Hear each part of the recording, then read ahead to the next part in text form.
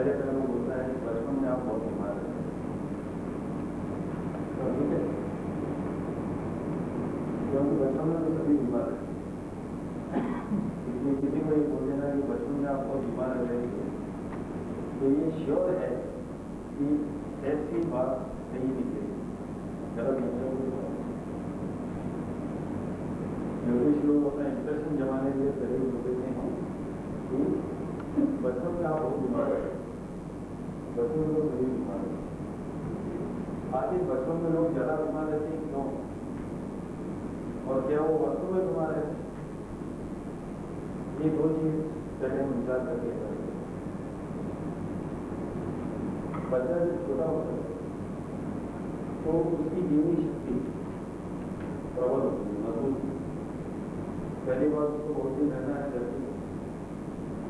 अगर बचपन से ही उसकी जीवनी शक्ति मजबूत नहीं होगी तो वो शरीर को कैसे बढ़ाएगा? बच्चा इतना सा है, अंत में उसको 6 फुट का आदमी होना है, तो जीवनी शक्ति प्रबल है, इसीलिए उसके शरीर की ग्रोथ होती है।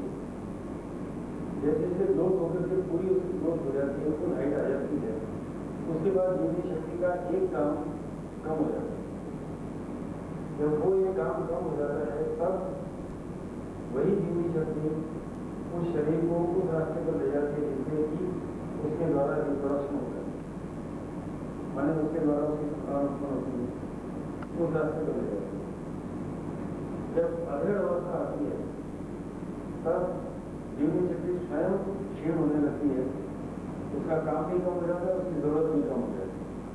तो एक साइकिल है, चक्र है जो नीचे से ऊपर, ऊपर से नीचे ऐसे चलता हुआ आगे से आगे नई पीढ़ी को मिलता है। ये प्रकृति का नियम है, ये प्रकृति का सिद्धांत है, और ये प्रकृति का तरीका भी तीनों बात। तो बचपन में तो उनकी जीवनी शक्ति प्रबल होती है, इसलिए छोटी छोटी बीमारियां बच्चों को ज्यादा होती है। क्यों? क्योंकि जीवनी शक्ति प्रबल है, तुरंत रिएक्शन होती है।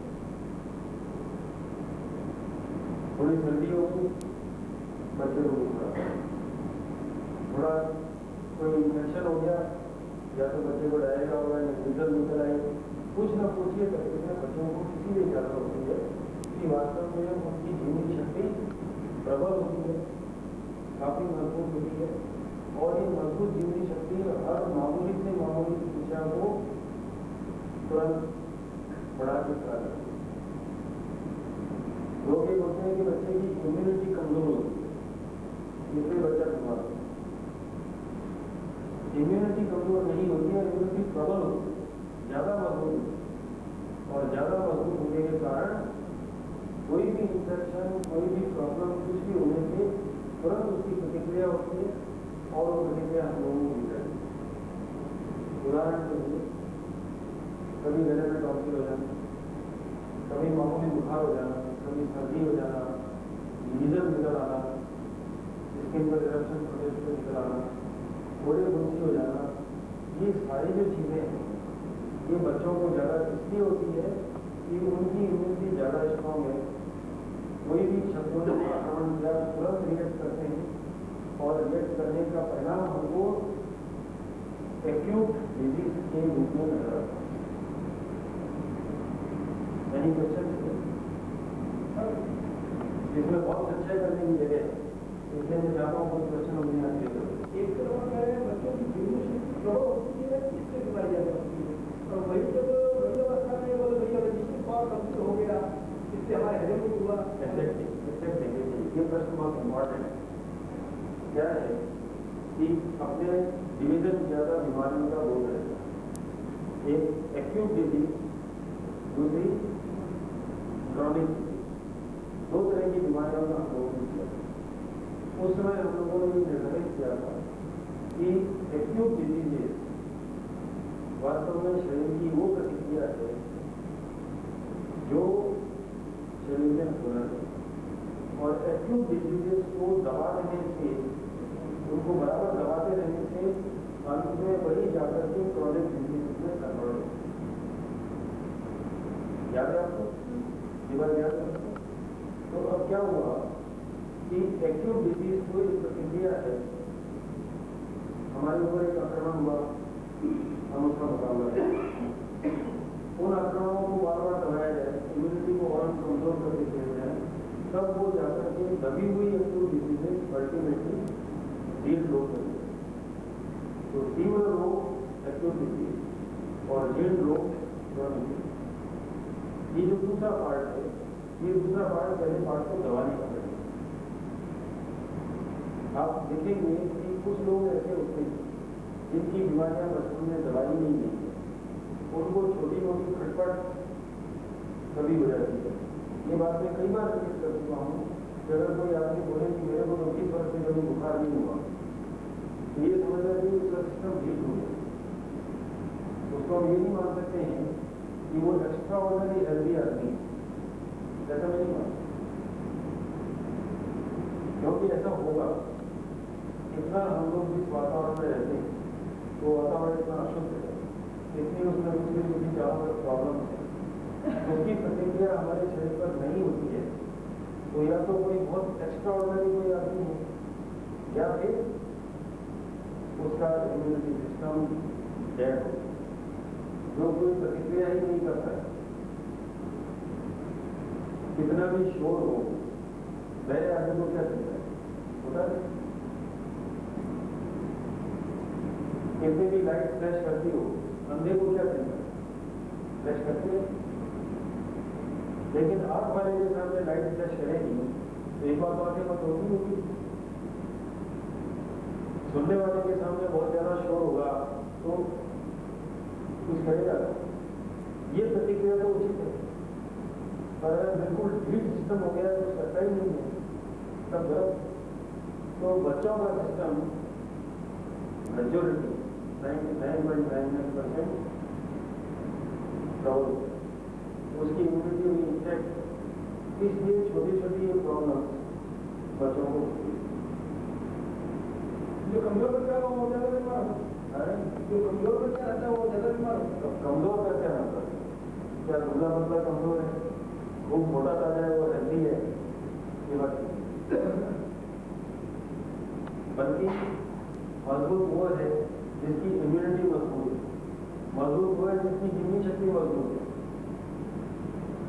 अभी मोटा है तो मोटा तो जो मंदबुद्धि बच्चा होता है वो ज्यादा मोटा है, तो बहुत एक्सेसिव मोटा होता है।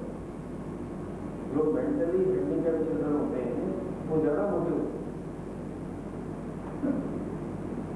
इसलिए वो मोटा होना तो मजबूती का सिस्टम है। मजबूत का मतलब ये है कि रीजनेबल रिएक्शन हो और अपना सिस्टम को क्लीन करना चले, ये मजबूत। इसलिए बच्चों की डिजीज में हमारी कोशिश ये होती है कि कोई ऐसी दवा न दी जाए जिससे बच्चे की बीमारी दब जाए। नंबर 2, थोड़ा पेशेंस, थोड़ा सा प्रॉपर हैंडलिंग, उससे बच्चों के बहुत सारे बीमार, बहुत सारे रोग अपने आप होम्योपैथी से किसी भी हालत में किसी भी हालत में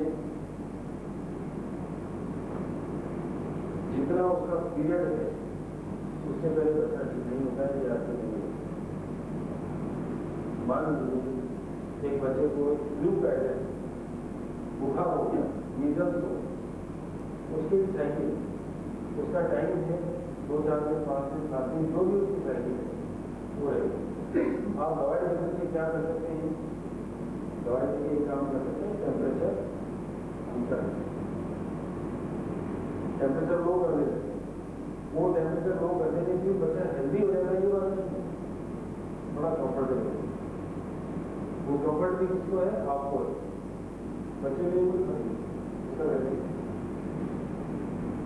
तो क्या चीज का ध्यान रखना चाहिए कि अननेसेसरी बहुत इंटरफेयर बच्चे की बीमारियां नहीं करती, एक बात। और साथ में 2 चीज का बिल्कुल पूरा ध्यान रखना चाहिए कि टेम्परेचर, बच्चे का तापमान शरीर का एक सीमा के बाहर न जाए। टेम्परेचर इतना ज्यादा ना बढ़ जाए कि उसका ब्रेन डैमेज होने लगे, बोलेरो का अटैक हो जाए, बोलेरो का खत्म हो जाए, पर इस टाइप की कोई तकलीफ हो जाए। इतना एक तो गड़बड़ हो टेम्परेचर ज़्यादा बढ़ता है। दूसरा, बच्चे के शरीर से जल का लॉस नहीं है, इसको डिहाइड्रेशन बोलते हैं। पानी की कमी बच्चे के शरीर में हो जाती है, वो नहीं होना चाहिए। ये दो चीज़ का अगर बच्चे का ध्यान रखना है तो बच्चों की बहुत सारी बीमारियां, बहुत सारी बीमारियां नॉर्मली की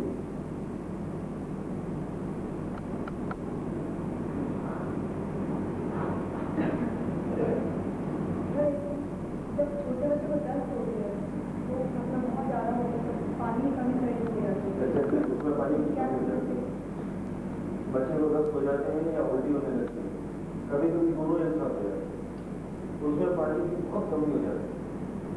तो पहली बात ये, ऐसा सिम्टम जब पैदा हो जाए तो बच्चे को पानी कैसे पिए और कैसे उसके शरीर में रुके, इसका ध्यान देना चाहिए। और पहले क्या करने से रुकेगा और कैसे ज़्यादा पिएगा। जैसे ही बच्चा पानी पिए, जूस पिए, सूप बना के लीजिए पतला, और अगर बिल्कुल बच्चा एकदम जिसमें ही आ रहा है कि पेप्सी कोका कोला देना पड़े तो भी पानी उसके शरीर में जरूर पहुंचाए, उसके शरीर में पानी पहुंचना चाहिए। और रिटेन करने के लिए पानी उसके शरीर में रुके, इसके लिए बड़ा सिंपल नींबू, चीनी, नमक, ये सारी चीजें मिला के शिकंजी बना करके और बना के उसको पिला दें। शिकंजी वगैरह पिलाने से, मिश्री का पानी देने से बच्चे के दस्त भी रुक सकते हैं और उल्टी आना भी।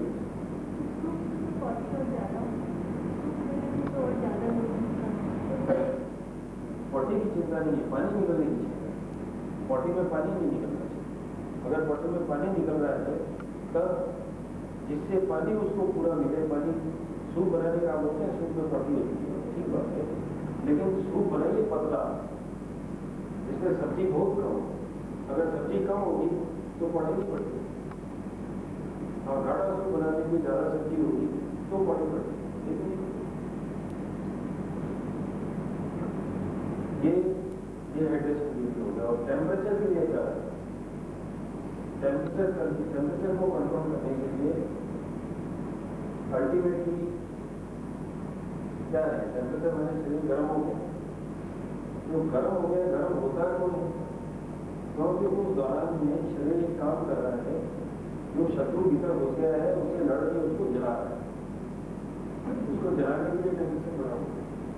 पर टेम्परेचर अगर सीमा से ज़्यादा बढ़ जाएगा तो दूसरे कॉम्प्लिकेशन पैदा कर सकता है, इसलिए उसको कंट्रोल करना बहुत जरूरी है। कंट्रोल करने के तरीके क्या है, जब टेम्परेचर बढ़े तो कंट्रोल करने का एकमात्र तरीका है पानी, उसी से ठंडा होगा।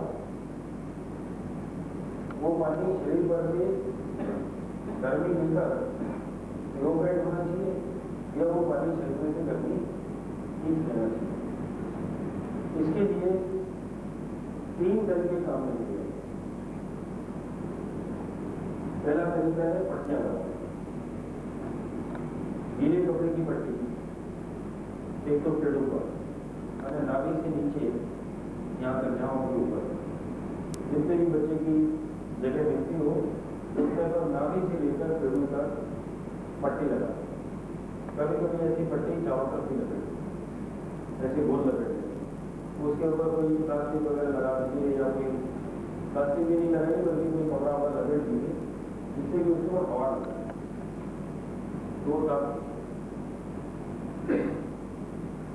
दूसरी पट्टी लगाई जाती है सिर के ऊपर, तो सिर के ऊपर गमछा लपेटने का मैंने आपको तरीका बताया था फुटपाथ में, वैसे ही लपेटना चाहिए, ऐसे करके वो करके ऐसे, ताकि सिर, कान, इतना फेस और पीछे का भाग गर्दन से लेकर सिर तक एकदम पूरा ठंडे पानी के कपड़े में कवर हो। पट्टी एक बार लगा करके ये नहीं है कि लगाई उतारी फिर लगाई उतारी, एक बार हमें लगा 5-7 मिनट रखिए, फिर चेंज करके दोबारा लगाए। बुखार जब तक काबू में नहीं आ जाए तब तक ये पट्टी 5-5 मिनट 7-7 मिनट बाद चेंज करते हैं। अगर पानी ठंडा नहीं है तो पानी में थोड़ा गर्म होगा ताकि पानी ठंडा हो। ये बुखार में पट्टी लगाने का एक सिग्नल। Number 2 sponge.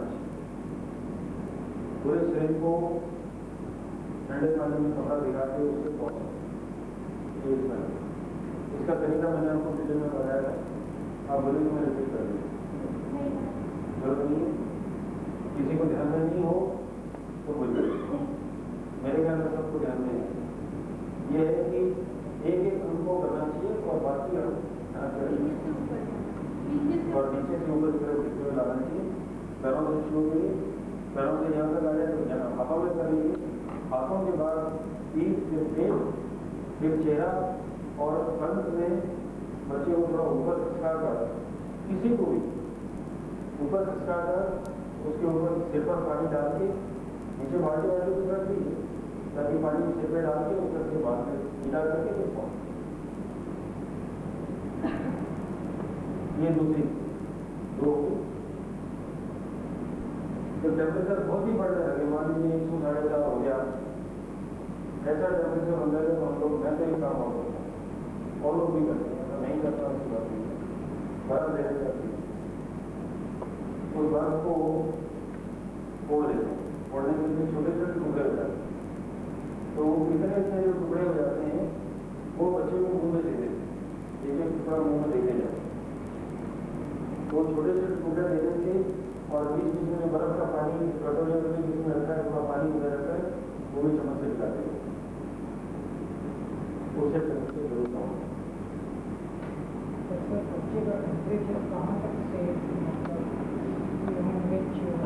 मैं समझता हूँ कि 104 तक तो से,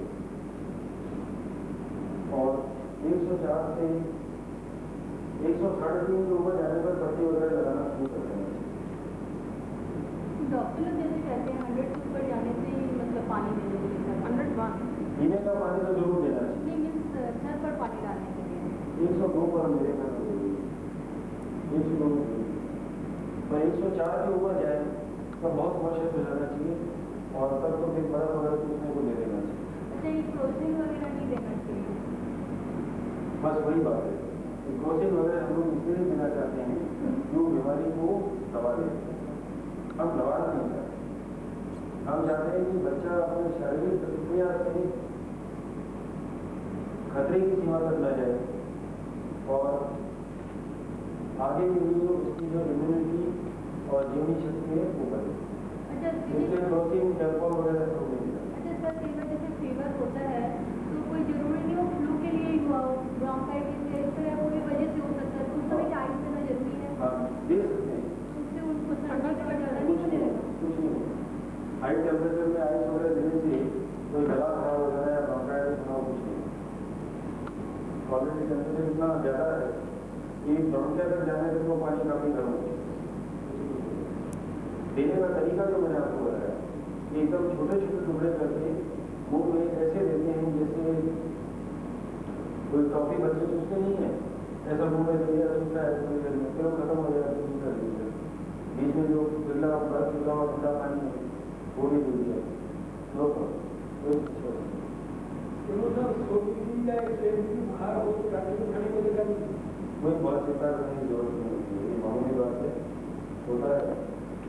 एक चीज़ है, उस टाइम में बच्चे को नहलाना, मैंने बुखार में 101, 102 नहीं बताया, नहलाने की वजह स्पंज नहीं करना, सर पे पानी ढाल के नहलाना, स्पंज करना।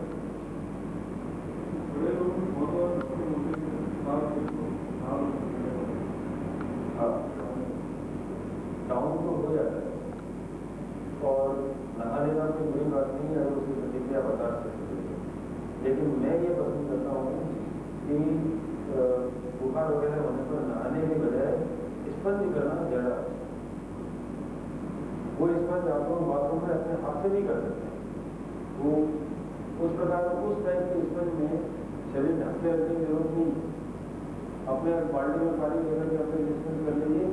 देखिए ऐसे भी फिल्टर पानी डालकर नहाने से स्पंज हमेशा ज़्यादा अच्छा है, उसका इफेक्ट हमेशा बढ़िया होता है। इसमें 3-4 फायदे हो जाते हैं। जितनी स्किन की सफाई रगड़ की होती है त्वचे से, वैसे ही खाली पानी खाने से नहीं। एक नंबर 2, आपका एडवांटेज हो गया बारिश हो गई साथ साथ। नंबर 2। नंबर 3, शरीर साथ साथ सूखता जाता है तो शरीर में से ज़्यादा हीट लेकर के पानी ऊपर तो स्पंज करने के वैसे ही बहुत फायदे हैं। खासतौर से मामूली बुखार वगैरह में स्पंज करना ज़्यादा अच्छा। कई बार बुखार में ठंड लगती है, उस टाइम पे हम लोग कुछ अलग खाते हैं। बुखार में ठंड तो लगती है, वो जैसे इन्फ्लुएंजा का वायरस जो होता है, करीब 200 प्रकार के वायरस हैं। उसमें कोई वायरस ऐसा है जो लग जाने पर ठंड लगती है। एक नंबर 2, ठंड लगती है जब मलेरिया होता है। दोनों ही अवस्था में अगर ठंडा पानी पिलाया जाए तो ठंड लगना बंद हो जाए। आपको बहुत आश्चर्य होगा यह जानकर कि अगर सर्दी लग रही है बुखार के कारण या बहुत कमजोरी के कारण उसको ठंडा पानी पिलाया जाए तो सर्दी लगना बंद हो जाए। यही सच है और ये साइंटिफिक भी। मैं आपसे कोई ऐसी बात नहीं बोलूंगा जो अनसाइंटिफिक, उसका मैं आपको साइंटिफिक प्रूफ भी दे दूंगा, लेकिन डेफिनेट है कि एकाएक ठंडा पानी पीने से, एकाएक तेज ठंडा पानी पीने से सर्दी लगना बंद टेम्परेचर वो आ जाता है, ठंडा पानी पीने से जो शरीर का जो टेम्परेचर है। कभी आप लोगों ने अनुभव किया कि खूब देर सर्दी हो और एकाएक नल खोल के ठंडे पानी में नहाना तो उसके बाद शरीर गर्म हो जाता है, क्या हो टेम्परेचर वो बाहर का और इधर का पानी होता है? क्या होता है? होता ये है कि जैसे ही आपने अचानक ठंडा पानी शरीर पर डाला तो शरीर के पास में जितनी रक्त की धमनियां हैं, बारीक बारीक जितनी कैपिलरीज हैं, वो सब श्रिंक कर देती।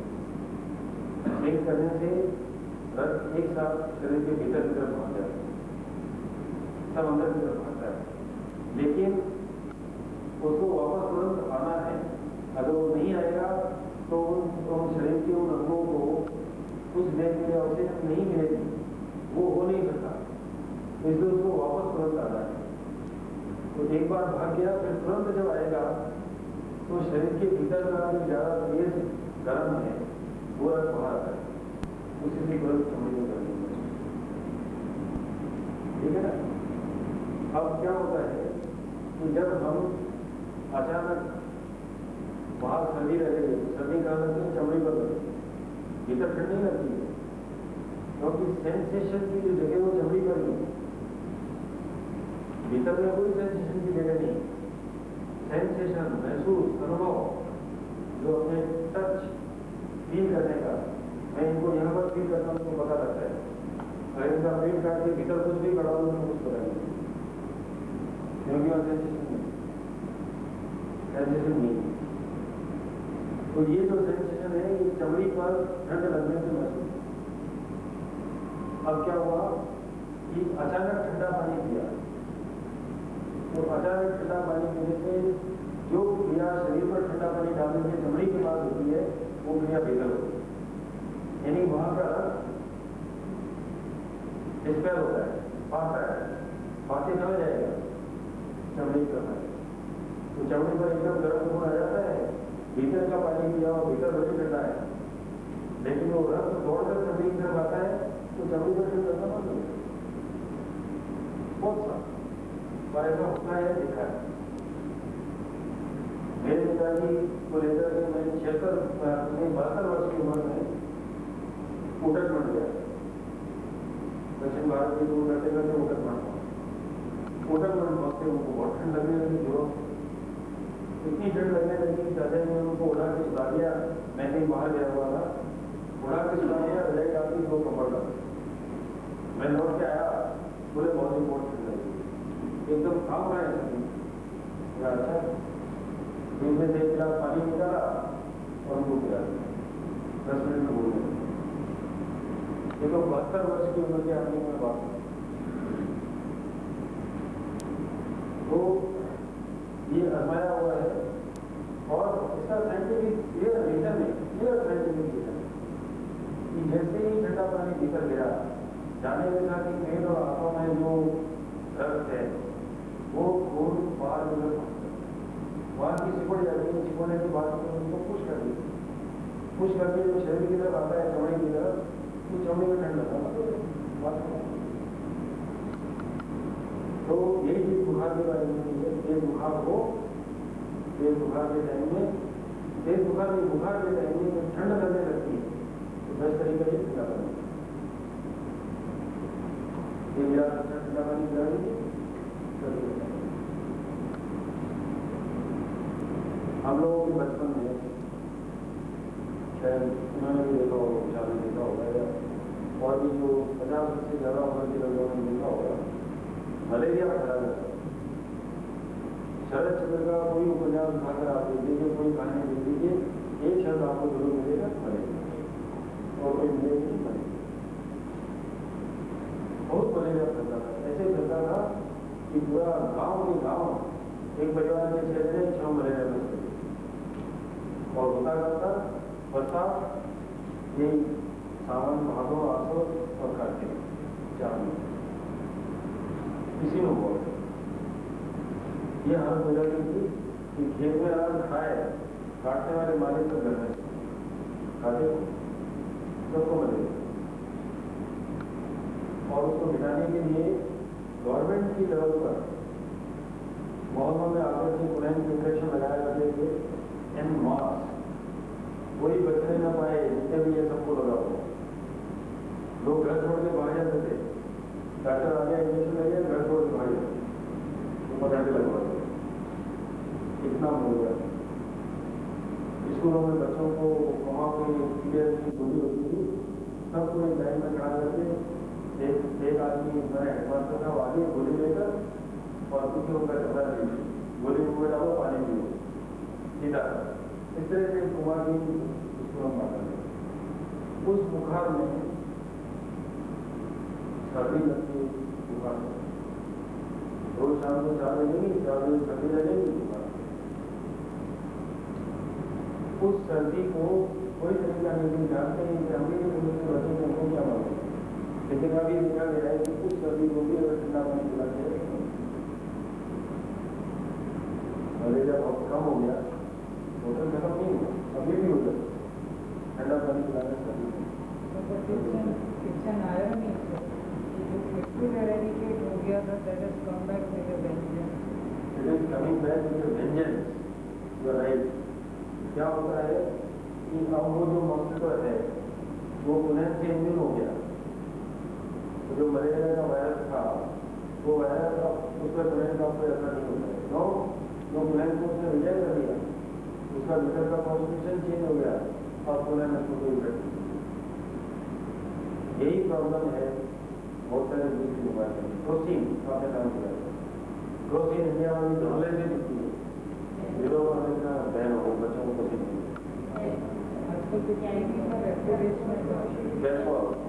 कैल्कोल भी बहन होने लगे, कई देशों में बंद होने लगे। जगह जगह ये दवाइयाँ बड़े जोर शोर से आती है और पहले शुरू में उन देशों में चालू होती है बड़े जोर से, जब वो देखते हैं कि वहाँ बंद होने लगी तो हिंदुस्तान जैसे गवर्नमेंट कहते हैं बैलेंस को बना के रखो, कहीं तो बेचना है। Government of India is not aware of the fact, We are slow. and it is being advertised on TV. Of course, we are slow. We are slow. अपने लोग तो है ना, we are jumbos, not jumbo jets. Jumbos. हमारा जो reaction है हमारी प्रतिक्रिया बहुत फास्ट होना है। एक बच्चों की प्रतिक्रिया फास्ट होती है, छोटी मोटी खुद तुरंत सामने आ जाती है। बड़े होने पर विविध प्रकार से हम लोग उसको दबाते हुए चले जाते हैं, हमारी प्रतिक्रिया शक्ति कम हो जाती है, जीवनी शक्ति कम हो जाती है, इसलिए बहुत सारी बीमारियां हम लोग ऐसी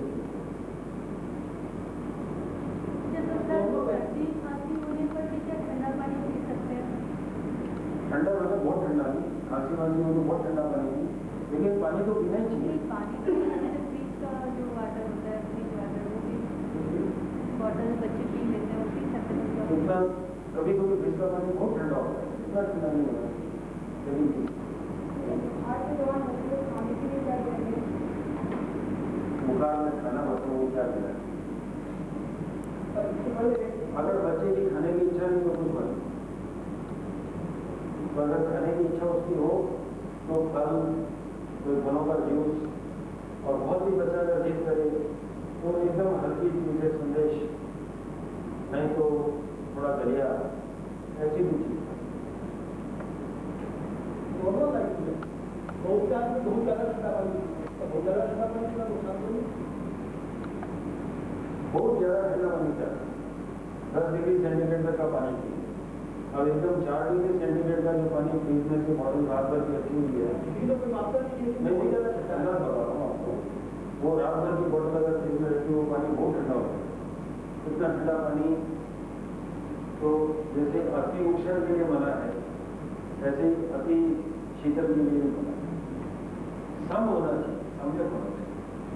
जब फ्रिज में ठंडा पानी में साइड इफेक्ट ज़्यादा होता है, जैसे कई जने कहते हैं डॉक्टर को कि ठंडा पानी पीने से मोटापा ज़्यादा बढ़ता है, ये क्या सही है?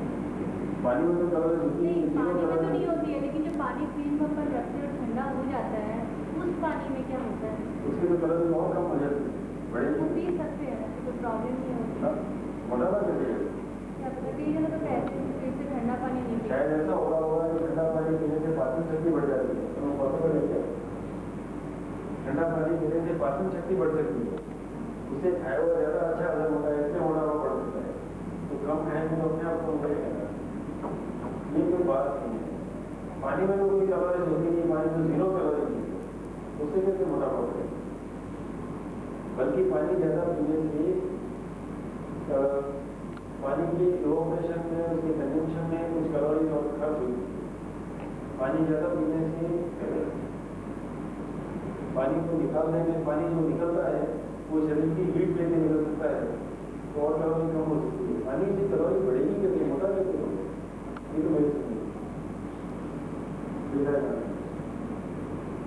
हाँ, अगर शरीर से पानी निकलता नहीं है, किडनी ठीक काम नहीं कर रही है, गुर्दे ठीक काम नहीं कर रहे हैं, पसीना नहीं आ रहा है, उस हालत में अगर आपका पानी का बहुत नहीं होता है, इसके वेट बढ़ जाता है। कोई डिफरेंट चीज़ है जो बहुत रेयर केसेस होती है, बहुत कम केसेस, बहुत बड़े केसेस। आपने बोला कि जिसका सिस्टम ठीक हो जाता है, जिसका सिस्टम ठीक हो जाता है, तो उसके इन्फेक्शन हो जाता है, उसके हेड को करते हैं, वो सिस्टम रिएक्ट नहीं करता है, लेकिन वो जो बीमारियां हैं वो उसके शरीर में घर करती जा रही है, अंत में क्रोनिक डिजीज हो जाती है, लास्ट में क्रोनिक डिजीज हो जाती है।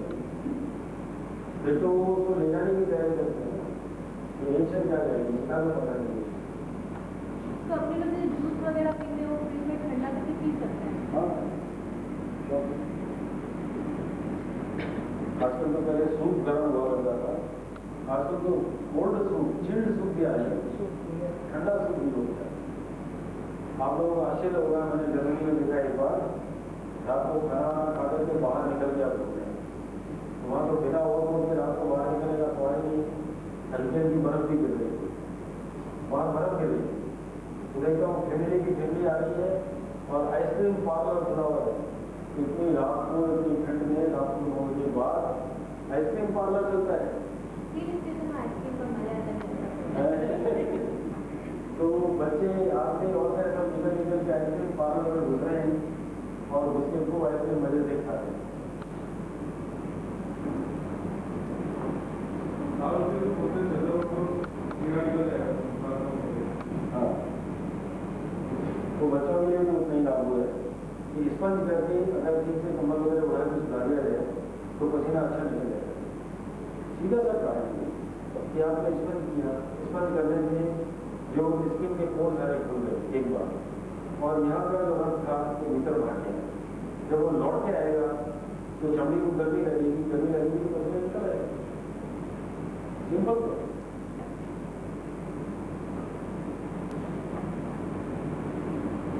और कोई बच्चों की बीमारी के बारे में आपको बात करें? जैसे बच्चों के आपको पेट में दर्द, कॉमन क्या करना चाहिए? पेट में बच्चों की दर्द होता है तो देखिए डाइजेशन का ध्यान रखना चाहिए। और दूसरा ये है कि गर्म पानी की पट्टी लगा के सेक कर देना चाहिए। एक छोटे बच्चे, बिल्कुल छोटे बच्चों को दूध पिलाते हैं, दूध पिला के बच्चों को सीधा करके थपकी लगाना चाहिए। पेट में थपकी लगाने से जो पेट में हवा होती है ना वो निकल जाती है, दूध की डाइजेशन में। बच्चों के पेट में जनरली मॉम जो होते हैं तो वो भी पेट के दर्द का कारण बनते हैं, उसका कोई दर्द का भी कारण हो सकता है। ये बच्चों को बीमारी है, जाड़िया है, पेट में वॉक हो जाना, पाँव हो जाना, कीड़े पड़ जाना, तो बच्चों को शुरू से मिलिए माता को ये ध्यान रखना चाहिए कि बच्चे के पैर मोड़ के उसका पेट दबाना चाहिए।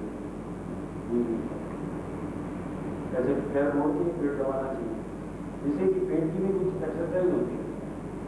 ऐसे लेटा दिया, लेटा के पैर मोड़ के ऊपर दबाया था, उससे पेट साफ। और बच्चे को आप कभी एक बार बहुत ध्यान रखने की बात है, कॉन्स्टिपेशन। बच्चों को कब्ज होना है, पर कब्ज की कोई दवाई नहीं दे सकती। बेस्ट चीज है कि थोड़ा सा पानी एनिमा देना चाहिए। शुरू से बच्चे को आदत डालते ना कि एनिमा डालते देने की, एनिमा देना चाहिए। हाँ, 6 महीने बच्चे को एनिमा दे, पानी उतना ही देना चाहिए, थोड़ा पानी, ज़्यादा पानी। स्टूल बच्चे का हार्ड भी होना देना चाहिए। और समय समय पर बच्चा अगर माथा ना ठीक से करता रहे तो आप बोले ना वॉर्म वगैरह हो जाना, वो भी कंट्रोल रहेगा, इतना आसान नहीं। पर मैं इसके लिए वार्निंग देता हूँ हाइजीन।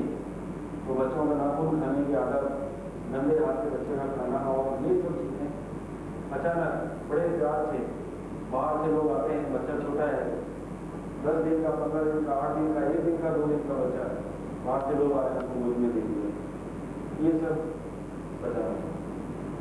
बड़ा शौक लोगों को रहता है, छोटा बच्चा हाँ गोदी में ले लो, दादाजी प्यार करेंगे, नानाजी प्यार करेंगे, दादाजी नानाजी प्यार नहीं करते हैं, दादाजी नानाजी बाहर टेंशन से बचे हुए। इसलिए हाइजीन का कोई तोड़ नहीं, यू कैनॉट इग्नोर हाइजीन को कोई इग्नोर नहीं करना, ये प्रॉब्लम है।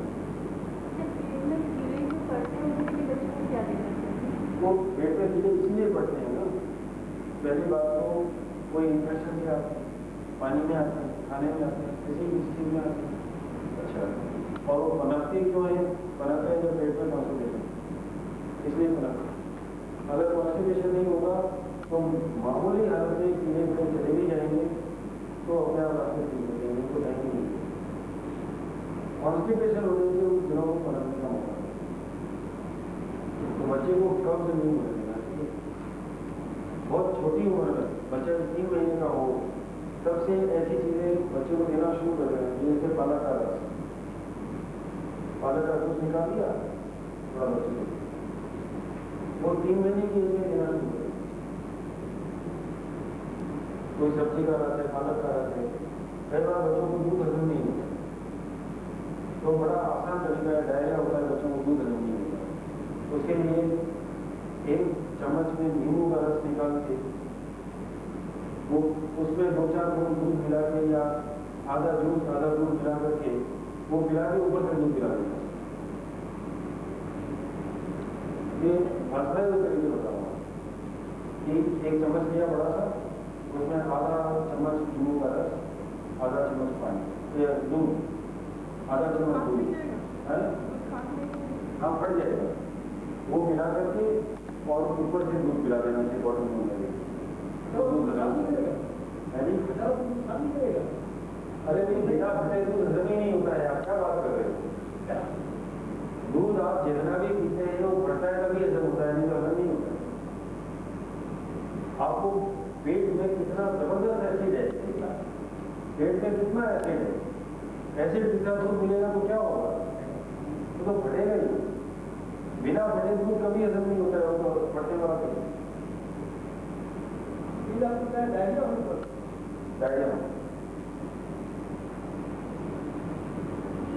होने पर देने का है। हाँ, ये जो बताया आपने वो डायरिया होने पर देना, ऐसे नहीं देना। ऐसी कोई जरूरी क्या है? अगर बच्चों को दूध सबको हजम नहीं हो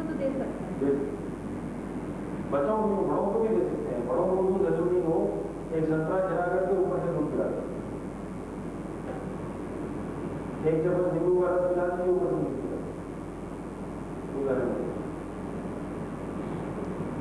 आपको भी इसको दूध हल्दी हो तो आप ट्राई कर सकते हैं।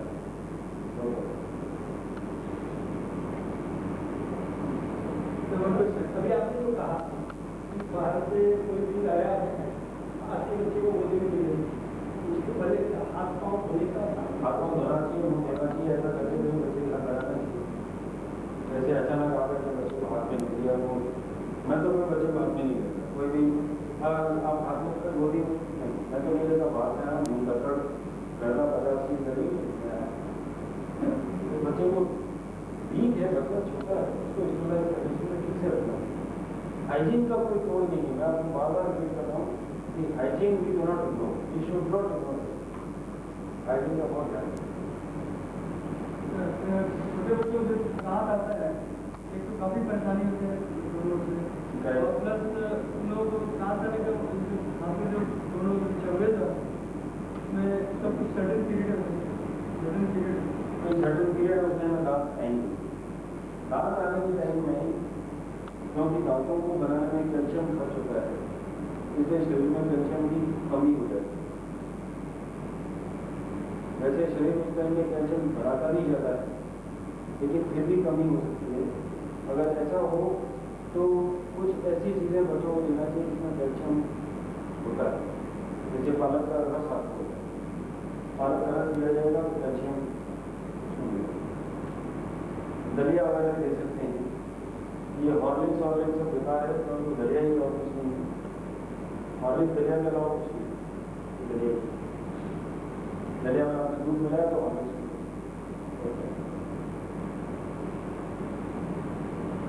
ये सब आपको अपने घरों में लाना है।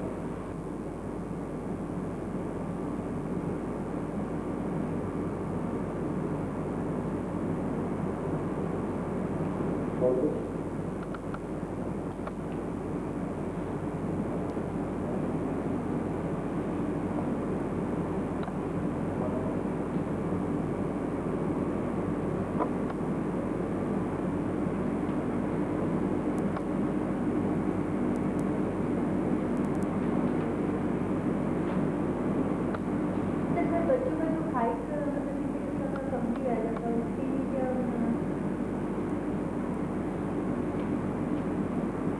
बच्चों की हाइट ये दो चीज पर निर्भर है। एक तो माँ बाप की हाइट क्या है, मामा की हाइट क्या है, नाना की क्या है और नानी की क्या है, दादा की क्या है, उन हाइट पर बच्चों की हाइट नंबर 2 अगर बच्चा बचपन में ज़्यादा बीमार है उस टाइम में उसकी ग्रोथ जिससे नहीं तो हाइट कम है, तो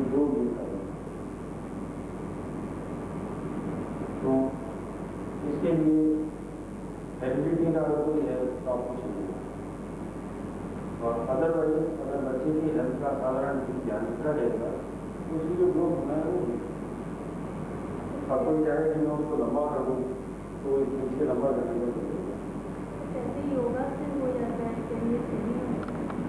कहते हैं 1-2 आसन ऐसे हैं जिससे कि इनकी हड्डी की लंबाई बढ़ती है, तो उसने हड्डी को पूरा स्ट्रेच किया है, इससे लंबाई बढ़ती है।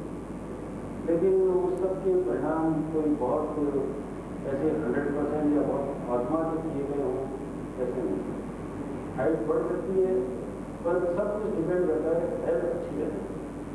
ग्रोइंग के 2-3 पीरियड होते हैं, वो 2-3 पीरियड में जो ग्रोथ होती है वो है कौन सा पीरियड होता है? जैसे एक तो बिल्कुल छोटी एज, माने जन्म से लेकर पहले 24 घंटे में बच्चा जितना बढ़ता है, पहले 48 घंटे में बच्चा जितना बढ़ता है उतनी ग्रोथ जिंदगी में कभी दूसरे 48 घंटे में नहीं, उसमें ऐसा हो। पर तभी जन्म से लेकर के शुरू के 1 साल 3 साल उसमें ग्रोथ फास्ट हो, उसके बाद में 8 से लेकर 11 साल के बीच और उसके बाद में 13 से लेकर के 16 दिन, ये ग्रोथ के पीरियड। इन्हीं दिनों में अपने देखते हैं बच्चे अचानक लंबे होते हैं, वो ग्रोथ कर रहा है।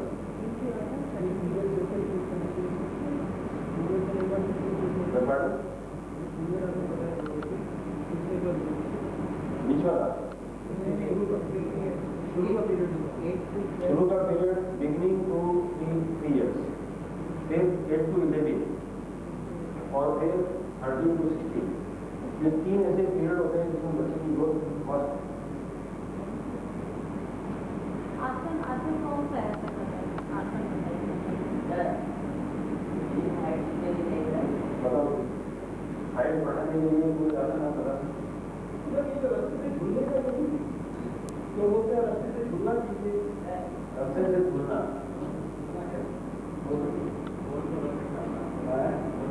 खाना थोड़ी है, ऐसे ही ऊपर से टांगेंगे तो ठीक है, रीढ़ की हड्डी की खिंचाई बढ़ सकती है, उसमें इतना बढ़ेगा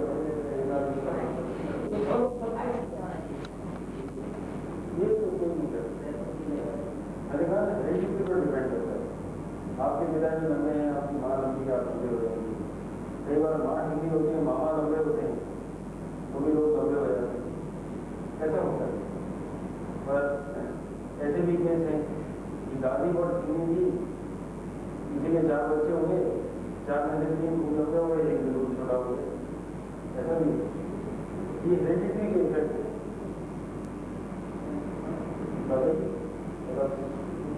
आपका ऊपर जो मूवमेंट बोला था वो ठीक है, पर इसका कोई आसन है जरा थोड़ा 10% काम करता है, 90% काम नहीं करता।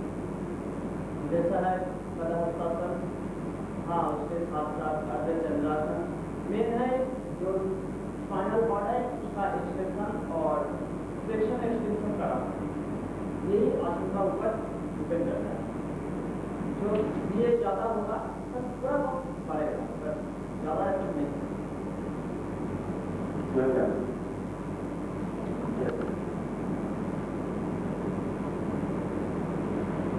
तो बच्चों में रिकेट्स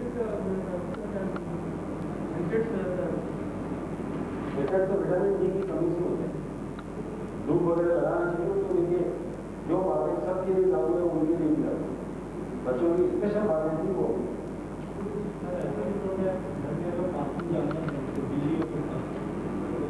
बच्चों के इन्फेक्शन खासतौर से दुनिया में आया, दुनिया में ज़्यादा। हाँ जरूर कोई भी सब देते हैं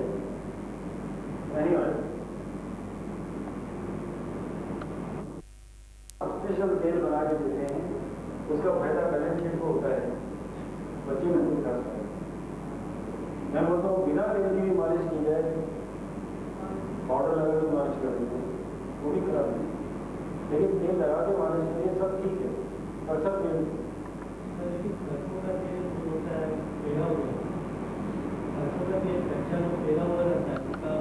बच्चों को लगाने से ऑयल ऐसा रहेगा, सब ऑयल। हाँ वो नहीं कि कोई केरोसिन ऑयल लगा दे, वो ऑयल नहीं, बाकी सब ऑयल आएगा, सब ऑयल आएगा, मेरी नजर में सब तेल। मैं किसी पर्टिकुलर तेल के लिए नहीं बोलता, आपको ये तेल लगाने के लिए ज़्यादा करता हूँ, सब तेल दे। आजकल वैक्सीन हेपेटाइटिस का कोई वैक्सीन तो देना चाहिए बच्चों को।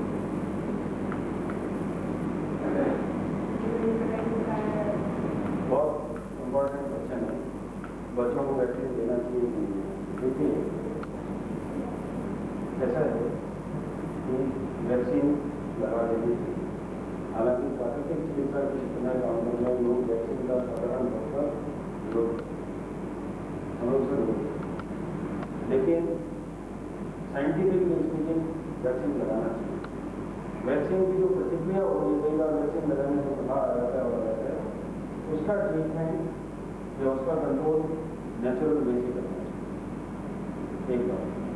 दूसरी बात, कोई वैक्सीन के आफ्टर इफेक्ट होते हैं, उसके लिए जो प्राकृतिक जीवन के तरीके बताए गए हैं उनका पालन करने से उनके ऑपरेशन से प्रॉब्लम आती है, पर वैक्सीन लगवाना ही अच्छा जो भी होना चाहिए।